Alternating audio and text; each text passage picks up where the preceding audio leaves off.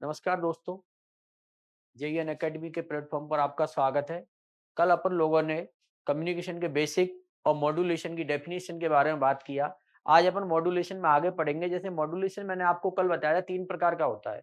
एक amplitude modulation, एक frequency modulation और एक फेज मॉड्यूलेशन। देखो एम्पलीट्यूड मॉड्यूलेशन में क्या था कि आपका जो कैरियर सिग्नल है उसका एम्पलीट्यूड, आपका कैरियर सिग्नल का एम्पलीट्यूड मैसेज सिग्नल के एम्पलीट्यूड के अनुसार चेंज होता है। और आपका जो फ्रीक्वेंसी मॉड्यूलेशन होता है उसमें आपकी कैरियर सिग्नल की फ्रीक्वेंसी मैसेज सिग्नल की फ्रीक्वेंसी के अनुसार चेंज होती है।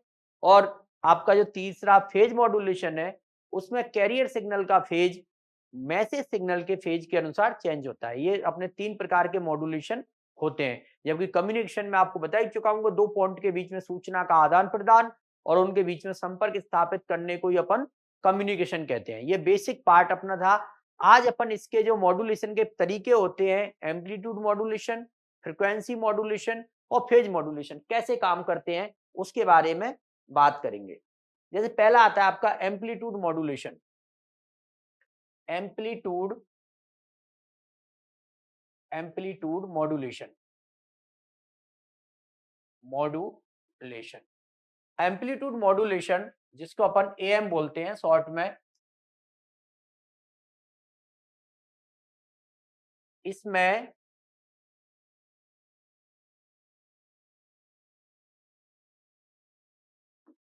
कैरियर सिग्नल का कैरियर सिग्नल का amplitude message message message signal के एम्पलीट्यूड एम्पलीट्यूड के अनुसार बदलता है। अब देखिए आप इसमें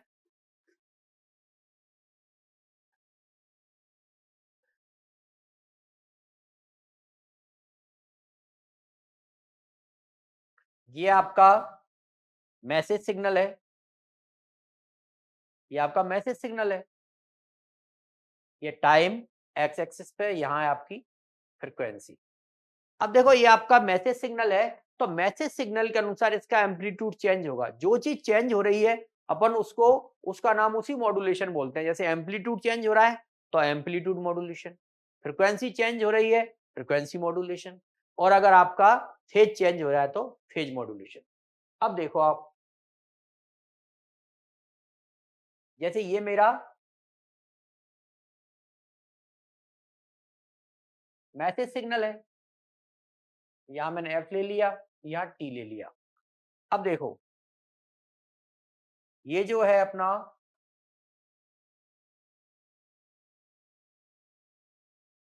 इसको मैं, ये मेरा कैरियर सिग्नल है, ये कैरियर सिग्नल है। अब कैरियर सिग्नल आपका हाई फ्रिक्वेंसी सिग्नल रहता है।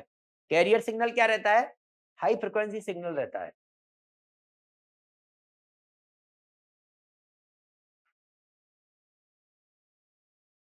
कैरियर सिग्नल अपनों किससे मिलता है? लोकल ऑसिलेटर या ऑसिलेटर से मिलता है। ऑसिलेटर में आपको बता चुका हूं, ऑसिलेटर क्या होता है? वेव फॉर्म जनरेटर होता है। अभी अपन ऑसिलेटर के बारे में डिटेल में बात करेंगे। ऑसिलेटर एक फ्रिक्वेंसी जनरेटर होता है जो कि आपको डिफरेंट टाइप की फ्रिक्वेंसी जनरेट करता है या सिग्नल जनरेट करता है, जिसके द्वारा अपने को साइन वेव या साइनोसॉइडल सिग्नल भी मिल सकता है और नॉन साइनोसॉइडल सिग्नल भी मिल सकता है। तो फ्रिक्वेंसी जनरेटर क्या होता है? आपका ऑसिलेटर होता है। ऑसिलेटर कई प्रकार के होते हैं आपके। लो फ्रिक्वेंसी जनरेट करने के लिए भी ऑसिलेटर काम में आता है और हाई फ्रिक्वेंसी जनरेट करने के भी काम आता है। तो जैसे आपका Hartley oscillator, ban bridge oscillator, कॉलपिट oscillator, clap oscillator, ये सारे ऑसिलेटर अपने काम आते हैं। अब देखो इसमें आपका क्या रहेगा?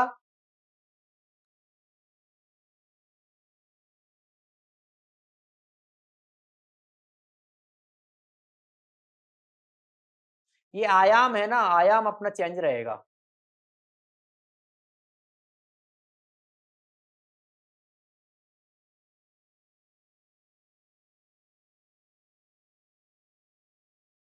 चेंज किस में रहेगा, सिर्फ यहाँ पे देखो आयाम ये वाला है, यहाँ भी आयाम है आपका, तो यहाँ आयाम कम रहेगा। मेरा कहने का मतलब ये है कि आपका एम्पलीट्यूड मॉड्यूलेशन में चेंज क्या होगा, सिर्फ आयाम में या एम्पलीट्यूड में चेंज आएगा। जहां पे आपका हाई मिल रहा है, आयाम आपको हाई मिल रहा है, लो आया तो आपका आया, जैसे ही अपन आगे आएंगे हाई आएगा, लो आएगा, इसकी जो फ्रिक्वेंसी रहेगी वो आपकी ज्यादा रहेगी। तो एम्पलीट्यूड मॉड्यूलेशन में आपका जहां पॉजिटिव हाफ रहेगा उसमें हाई फ्रिक्वेंसी रहेगी, और जैसे अपन नेगेटिव पे आएंगे फ्रिक्वेंसी आपकी लो रहेगी फ्रिक्वेंसी मॉड्यूलेशन के अंदर। जबकि एम्पलीट्यूड मॉड्यूलेशन में क्या होगा, आपका आयाम चेंज होगा। किसके अनुसार चेंज होगा, मैसेज सिग्नल के अनुसार चेंज होगा। तो देखो इसमें एक चीज आती है आपकी मॉड्यूलेशन इंडेक्स। अपन क्या निकालते हैं, मॉड्यूलेशन इंडेक्स। मॉड्यूलेशन इंडेक्स क्या होता है, मॉड्यूलेशन इंडेक्स को मैं एम से डिनोट करता हूं। मॉड्यूलेशन इंडेक्स क्या रहता है, जैसे अपना देखो ये एम्पलीट्यूड मॉड्यूलेशन का वेव है, ये वेव है,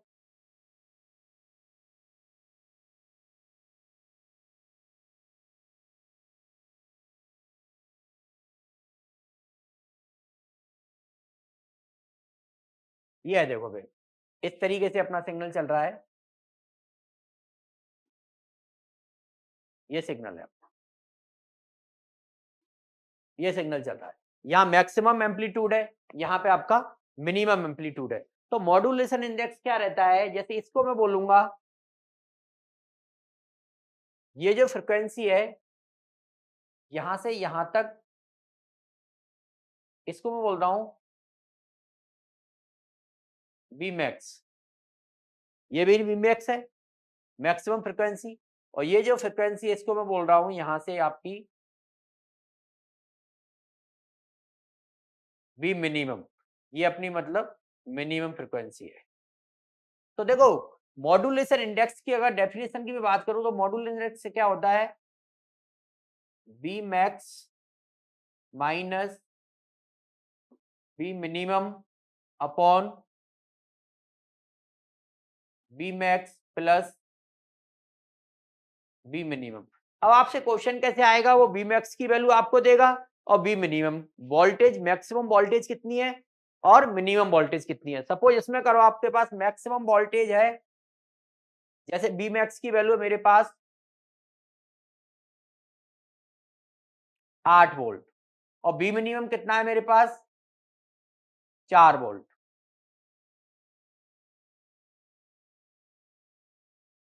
तो कितना आ जाएगा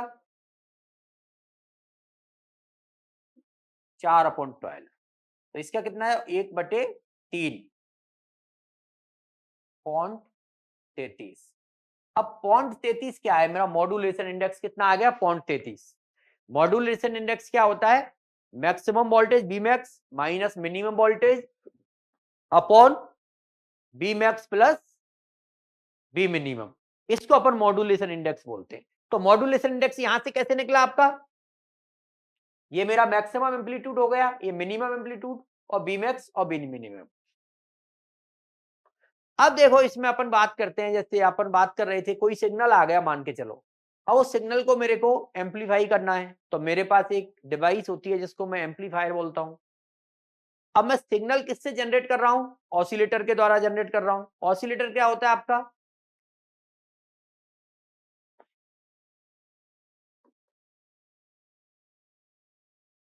ऑसिलेटर,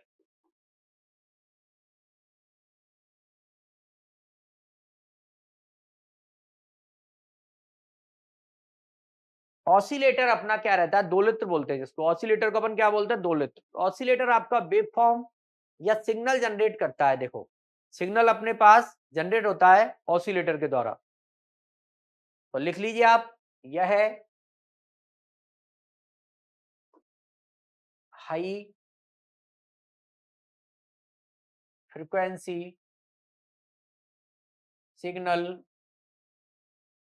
हाई फ्रीक्वेंसी सिग्नल उत्पन्न करता है, इसके द्वारा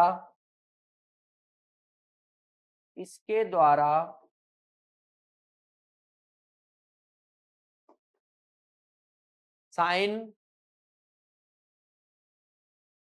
सिग्नल और नॉन साइन सिग्नल उत्पन्न किए जा सकते हैं। इसके द्वारा अपन साइन सिग्नल भी जनरेट कर सकते हैं और नॉन साइन सिग्नल भी जनरेट कर सकते हैं। इससे क्या मतलब है, देखो साइनोसॉइडल सिग्नल और अपन नॉन साइनोसॉइडल सिग्नल, जो आपका ऑसिलेटर होता है जो अपना साइन वेव जनरेट करता है उसको अपन साइनोसॉइडल ऑसिलेटर कहते हैं। और जिसके द्वारा अपन साइन वेव के अलावा जैसे आपकी स्क्वायर वेव हो गई, सार्थक वेव हो गई, और भी जितनी प्रकार की वेव है अगर उनको अपन जनरेट करते हैं तो उसको अपन नॉन साइनोसॉइडल जनरेटर कहेंगे या वेव फॉर्म जनरेटर कहेंगे। और वेव फॉर्म जनरेटर को ही अपन क्या बोलते हैं, ऑसिलेटर बोलते हैं। यह एक वेव फॉर्म जनरेटर होता है। क्या होता है, वेव फॉर्म जनरेटर होता है। इसके द्वारा अपन वेव फॉर्म प्राप्त हो रही है अपने को। अब सिग्नल अपने को क्यों काम आता है, क्योंकि अपना आपका जो मैसेज सिग्नल होता है वो तो लो फ्रिक्वेंसी सिग्नल होता है, तो अपने को हाई फ्रिक्वेंसी सिग्नल चाहिए। हाई फ्रिक्वेंसी सिग्नल के साथ में अपन मैसेज सिग्नल को मिक्स करते हैं, उसी को तो मैं मॉड्यूलेशन बोलता हूँ। मॉड्यूलेशन क्या रहता है, मॉड्यूलेशन में अपन क्या करते हैं, लो फ्रिक्वेंसी सिग्नल को हाई फ्रिक्वेंसी सिग्नल के साथ में मैच करते हैं। तो हाई फ्रिक्वेंसी सिग्नल अपने को कहां से प्राप्त हो रहा है, हाई फ्रिक्वेंसी सिग्नल अपने को मिल रहा है ऑसिलेटर से, और लो फ्रिक्वेंसी सिग्नल अपने पास मैसेज सिग्नल है। दोनों को अपन मिलाएंगे तो मॉड्यूलेशन के बाद में सिग्नल की जो शक्ति होती है, स्ट्रेंथ होती है, वो बढ़ जाती है। तो उसके बाद सिग्नल कितनी भी दूरी तक लॉन्ग डिस्टेंस कम्युनिकेशन के लिए सही रहता है, जिससे अपन आराम से उसके द्वारा लॉन्ग डिस्टेंस कम्युनिकेशन कर सकते हैं। इसके द्वारा हमें उच्च आवृत्ति का सिग्नल मिलता है। उच्च आवृत्ति का सिग्नल मिलता है, किसके द्वारा मिलता है, ऑसिलेटर के द्वारा होता है। यह दो प्रकार के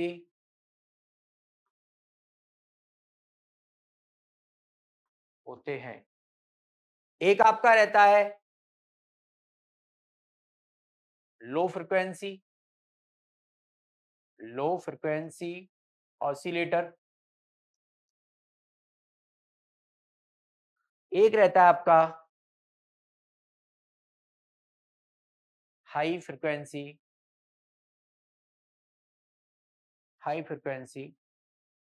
ऑसिलेटर। अब देखो लो फ्रिक्वेंसी से मतलब यहाँ पे ऑसिलेटर तो हाई फ्रिक्वेंसी जनरेट कर रहा है, लेकिन मीडियम फ्रिक्वेंसी तक आपका, मीडियम फ्रिक्वेंसी हाई फ्रिक्वेंसी तक रहता है। दूसरा आपका अल्ट्रा हाई फ्रिक्वेंसी उसमें रहता है। तो जैसे अपने रेडियो वेव का हुआ, तो कई फ्रिक्वेंसी अपनी मतलब कंपैरेटिवली कम फ्रिक्वेंसी का करता है, उसको अपन लो फ्रिक्वेंसी बोल रहे हैं ऑसिलेटर, और जो ज्यादा फ्रिक्वेंसी कर रहा है उसको अपन हाई फ्रिक्वेंसी मिल रहा है। लेकिन दोनों ऑसिलेटरों से जो सिग्नल मिलता है अपने को, मैसेज सिग्नल से उस दोनों की फ्रिक्वेंसी ज्यादा होती है। मैसेज सिग्नल तो आपकी काफी कम फ्रिक्वेंसी का सिग्नल रहता है, तो आपका ऑसिलेटर से के द्वारा अपने को जनरली हाई फ्रिक्वेंसी सिग्नल मिलता है। इसके द्वारा अपन मैसेज सिग्नल के साथ उसको मिक्स करते हैं। तो देखो लो फ्रिक्वेंसी सिग्नल है आपका, लो फ्रिक्वेंसी ऑसिलेटर, और एक हाई फ्रिक्वेंसी ऑसिलेटर, ये दोनों काम आते हैं अपने। तो ऑसिलेटर अपने पास जैसे अपने को रिक्वायरमेंट है, अगर हाई फ्रिक्वेंसी सिग्नल चाहिए, रेडियो वेव चाहिए मेरे को, उस रेंज में फ्रिक्वेंसी चाहिए, तो मैं ऑसिलेटर काम, दूसरा ऑसिलेटर काम में लूंगा। और अगर मेरे को कंपैरेटिवली कम फ्रिक्वेंसी का सिग्नल चाहिए, तो मैं बैंड ब्रिज ऑसिलेटर हुआ आपका, इस तरह के ऑसिलेटर काम में ले सकता हूं। अब देखो ऑसिलेटर में अपन जो फ्रिक्वेंसी निकालते हैं उसकी, जिसको अपन फ्रिक्वेंसी बोलते हैं ऑसिलेटिंग फ्रिक्वेंसी, उसका फॉर्मूला रहता है 1/2π√LC। वेरी इंपॉर्टेंट फॉर्मूला रहता है। कई बार आपसे डायरेक्ट पूछ लेता है कि ऑसिलेटर की आपकी ऑसिलेटिंग फ्रिक्वेंसी का फॉर्मूला निम्न में से है, तो 1/2π√LC। L यहाँ पर क्या है, इंडक्टेंस, और C कैपेसिटर। उस कैपेसिटेंस की वैल्यू आपको गिवन होगी, इंडक्टेंस की वैल्यू गिवन होगी, तब आराम से निकाल सकते हैं। अब इसमें देखो क्या करता है आपसे, जैसे फॉर्मूला आपको दे दिया F0 बराबर 1/2π√LC। अब इसमें आपसे डिफरेंट दे देगा, कई में दे देगा 1/2π। अब जैसे इसके साथ में दे दिया आपको 1/2πLC दे दिया, एक दे दिया आपको 1/π√LC। तो वहां पे आपको ध्यान देना है कि आपका इसका फॉर्मूला रहता है 1/2π√LC। क्या रहता है, 1/2π√LC। तो उसको अपन आराम से, इसमें जो भी क्वेश्चन पूछेगा आराम से अपन कर सकते हैं। अब ऑसिलेटर में क्या होता है आपका, देखो ये ऑसिलेटर है अपना, जिसको अपन दोलित्र बोलते हैं। क्या बोलते हैं, दोलित्र बोलते हैं। इसमें एक टैंक सर्किट होता है। क्या होता है, टैंक सर्किट होता है। अब देखो टैंक सर्किट क्या रहता है, टैंक सर्किट आपका जनरली कुछ भी नहीं रहता। टैंक सर्किट में क्या होता है आपका, एक L और C। एक तो आपका रहता है, जैसे ये इंडक्टर रहा, और यहां पर रहा कैपेसिटर, इसको मैं C और ये अपना L और C का जो कॉम्बिनेशन होता है ना, उसको ही मैं टैंक सर्किट बोलता हूं। टैंक सर्किट क्या है मेरा, ये L और C, ये कैपेसिटर बार बार चार्ज डिस्चार्ज होता है, यहां से आपका इंडक्टेंस जनरेट होता है। तो यहाँ के टैंक सर्किट के द्वारा ही अपने को हाई फ्रिक्वेंसी जनरेट होती है। देखो ऑसिलेटर की सबसे बड़ी विशेषता ये रहती है कि इसमें बिना किसी इनपुट सिग्नल के अपन दिए हुए अपने को कंटिन्यूअसली हाई फ्रिक्वेंसी सिग्नल मिलता है। इसमें हम कोई भी इनपुट अप्लाई नहीं करते, कुछ भी इनपुट नहीं दिया अपन ने, फिर भी अपने को कंटिन्यूअसली कैसा सिग्नल मिल रहा है, हाई फ्रिक्वेंसी सिग्नल मिल रहा है। वो किसके द्वारा मिल रहा है, टैंक सर्किट के द्वारा मिल रहा है। टैंक सर्किट में क्या होता है, एक L होता है, एक C होता है। L और C का कॉम्बिनेशन के द्वारा ही अपने को टैंक सर्किट जनरेट होता है। अब देखो, जब अपन दोबारा आते हैं AM पर, एम्पलीट्यूड मॉड्यूलेशन। अब एम्पलीट्यूड मॉड्यूलेशन में देखो कुछ कमियां होती है। सबसे बड़ी कमी तो ये होती है एम्पलीट्यूड मॉड्यूलेशन में कि इसमें नॉइज ज्यादा जनरेट होती है। क्या होती है, AM की कमियां। हेडिंग डालो, AM की कमियां, AM की कमियां। तो पहली तो बात होती है इसमें नॉइज, नॉइज ज्यादा जनरेट होती है। इसमें नॉइज ज्यादा जनरेट रहती है। इसकी ऑपरेटिंग ऑपरेटिंग रेंज कम होती है। लिखते जाइए, अपन एक एक चीज को समझेंगे। इसकी ऑपरेटिंग रेंज कम होती है। देखो नॉइज ज्यादा से, मैं आपको पहली क्लास पहले भी बताया था, अगर नॉइज का मतलब यहाँ ये रहता है कि जितनी सिग्नल की फ्रिक्वेंसी कम होगी।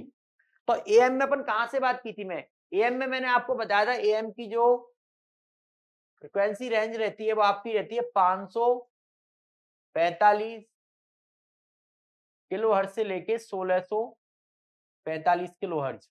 मतलब ये AM वो बैंड होता है ना आपका, इस रेंज में काम करता है, तो ये किलो हर्ट्ज में आती है। जबकि FM की जो फ्रिक्वेंसी आती है ना, FM वाली, FM की फ्रिक्वेंसी अपनी रहती है, FM फ्रिक्वेंसी अपनी रहती है 88 मेगाहर्ट्ज से 108 मेगाहर्ट्ज। वो 88 मेगाहर्ट्ज से और 108 मेगाहर्ट्ज तक रहती है। तो यही डिफरेंस आ रहा है। मेगाहर्ट्ज आपकी 10 की पावर 6 और किलो हर्ट्ज 10 की पावर 3, तो 1000 गुना अंतर आ गया। तो ये अपना अंतर रहता है। देखो, तो इसकी नॉइज ज्यादा रहती है, इसमें ऑपरेटिंग रेंज कम होती है, ऑपरेटिंग रेंज आपकी कम है, यहाँ से डायरेक्ट आपको दिख रहा है। तो ये सारी चीजें उसके अपन को क्या काम में लेते हैं, अपन एफएम काम में लेते हैं। तो एएम काम में क्यों नहीं लेते, क्योंकि इसमें नॉइज ज्यादा रहती है और नॉइज बार बार जनरेट रहती है। तो देखो कम्युनिकेशन सिस्टम में अपना ये होता है, अपन कोई भी कम्युनिकेशन सिस्टम डिजाइन करते हैं तो उसमें सबसे बड़ा पैरामीटर ये रहता है कि एक तो आपका स्पेस कम घेरना चाहिए, मतलब जो स्पेस होना चाहिए अपना, कम से कम स्पेस में ज्यादा से ज्यादा कनेक्शन होने चाहिए। और दूसरा अपना उस सिस्टम में नॉइस की मात्रा कम से कम होनी चाहिए, क्योंकि नॉइस होने को तो अनवांटेड सिग्नल है, लेकिन अगर बार बार नॉइस जनरेट होगी तो अपने डिस्टरबेंस होगा और कम्युनिकेशन प्रॉपर वे में नहीं हो पाएगा। तो इसलिए ऐसा रहता है, अपन कोई भी सिस्टम डिजाइन करते हैं तो उसमें नॉइस की मात्रा को मिनिमम करने की कोशिश करते हैं। देखो बिल्कुल हटाना बहुत मुश्किल होता है और आइडियल केस नहीं होता, आइडियल केस में हम मान लेते हैं, लेकिन एक्चुअल में जब हम प्रैक्टिकली डिजाइन करते हैं तो आइडियल किसी चीज का होना इम्पॉसिबल है, कोई भी चीज आइडियल नहीं होती, उसमें कुछ ना कुछ डिस्टोर्शन, कुछ ना कुछ लॉसेज, इंटरफेरेंस रह जाता है। लेकिन अपने ये रहता है कि जहां तक अपनी कोशिश हो उसको मिनिमाइज करना, अपन मिनिमाइज करने पर ध्यान देते हैं कि उसको कम से कम कैसे किया जा सके। तो देखो ये इसकी कमियां रहती हैं, तो इसलिए अपन क्या काम में लेते हैं, एफएम काम में लेते हैं। एफएम फ्रीक्वेंसी मॉड्यूलेशन में इन इन कमियों में सुधार किया जाता है, क्योंकि क्योंकि एफएम की फ्रीक्वेंसी ज्यादा ज्यादा होती है, इसलिए इसलिए एफएम में कम नॉइस जनरेट कम नॉइज जनरेट होती है। एफएम वन काम में क्यों लेते हैं, क्योंकि एफएम की फ्रीक्वेंसी ज्यादा होती है तो उसमें आपके नॉइस की मात्रा कम रहती है। तो इन कारण से अपन एफएम और नॉइस में, एफएम और एएम में अपन ने कंपैरिजन किया कि एफएम और उसमें देखा जाए तो कौन सा बेहतर है, आपका एफएम बेहतर रहता है। एफएम क्यों रहता है, क्योंकि एफएम में आपकी हाई फ्रीक्वेंसी के कारण नॉइस, मेन पैरामीटर आपका नॉइस है, नॉइस होने की संभावना कम रहती है, इसलिए अपन एफएम को काम में लेते हैं। तो इस प्रकार से अपन एफएम और एएम में अपन ने कंपैरिजन किया, तो उसमें देखा कि एएम में आपकी जो एफिशिएंसी, उसकी दक्षता होती है वो भी आपकी एफएम की ज्यादा होती है, और एक आपका नॉइस कम रहती है एफएम में, और दूसरा आपका जो सर्किट डिजाइन रहता है वो भी आपका इजी रहता है। इस कारण अपन एफएम काम में लेते हैं, किसकी बजाय, एएम की बजाय। अब देखो आप, एक रहता है आपका एम्पलीफायर, क्या रहता है, एम्पलीफायर।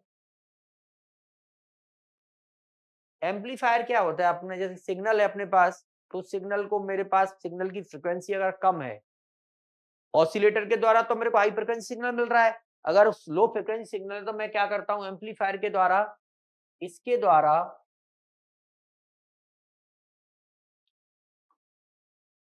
सिग्नल की स्ट्रेंथ, सिग्नल की सिग्नल की स्ट्रेंथ, स्ट्रेंथ आप लिख ली शक्ति, स्ट्रेंथ से मतलब क्या है, उसकी शक्ति से, स्ट्रेंथ की शक्ति को बढ़ाया जाता है। अब देख लो आपका ये, जैसे आपका क्या है, एम्पलीफायर है, क्या है ये, एम्पलीफायर। मैं यहाँ पे इनपुट पे दूंगा, यहाँ मेरे को आउटपुट मिलेगा। इनपुट पे सपोज मेरे पास ये सिग्नल है, ये सिग्नल है कोई भी, तो मैं इसके आउटपुट में जब प्राप्त करूंगा तो मेरे पास हाई फ्रिक्वेंसी सिग्नल प्राप्त होगा। अब देखने में आपको दिख रहा है कि मैंने यहाँ पर क्या दिया, इसके इनपुट पर लो फ्रीक्वेंसी सिग्नल दिया, तो आउटपुट में मेरे को कैसा सिग्नल मिल रहा है, हाई फ्रीक्वेंसी सिग्नल मिल रहा है। तो अपन अगर ज्यादा उसकी फ्रीक्वेंसी को, रेंज को ज्यादा बढ़ाना है तो अपन और पावर एम्पलीफायर काम में ले लेते हैं। ऑडियो को एम्पलीफाई करना है, ऑडियो एम्पलीफायर। वीडियो को एम्पलीफाई करना है, वीडियो एम्पलीफायर। देखो जनरल एक बात आपको बता देता हूँ कि ऑडियो और वीडियो, आपका जो ऑडियो है ना वो अपना बिल्कुल क्लियर रहना चाहिए, और वीडियो की क्वालिटी और ऑडियो की क्वालिटी, दोनों की क्वालिटी हाई रहनी चाहिए। तो उसके लिए अपन क्या करते हैं, सिग्नल की स्ट्रेंथ को बढ़ाते हैं। किसके द्वारा बढ़ाते हैं, एम्पलीफायर। एम्पलीफायर एक इलेक्ट्रॉनिक डिवाइस होती है। अब इस तरह से अपना ये एफएम का मॉड्यूलेशन और ये तकनीक हो जाती है। उसके बाद अपन अगले वीडियो में और आगे कम्युनिकेशन के टॉपिक के बारे में बात करेंगे, जैसे ऑसिलेटर वगैरह, इनके बारे में क्या रहता है।